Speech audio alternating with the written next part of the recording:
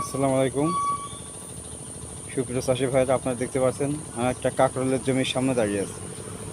এটা একটা কাঁকরোলের জমি, কিন্তু অরিজিনালি জমিটার অনেক ক্ষতি হয়ে গেছে। কিন্তু বিগত দিনের বর্ষায় কাঁকরোল গাছের সামনে আপনারা দেখতে পাচ্ছেন গাছগুলো লাল হয়ে গেছে, কাঁকরোলটা নষ্ট হয়ে গেছে। কিন্তু তারপরে ওইদিকে কিছু অংশ গাছ ভালো আছে, এটা দেখতে পাচ্ছেন কীরকম জালি হয়েছে, প্রচুর পরিমাণ জালি হয়েছে। এই যে খুব ভালো আছে, এবং নিচে দেখাবো আপনাদেরকে কাঁকরোল।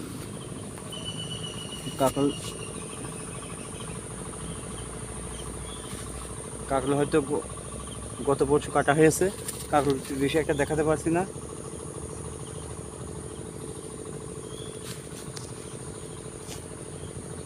টুকটাক কাঁকরোল আছে গাছে।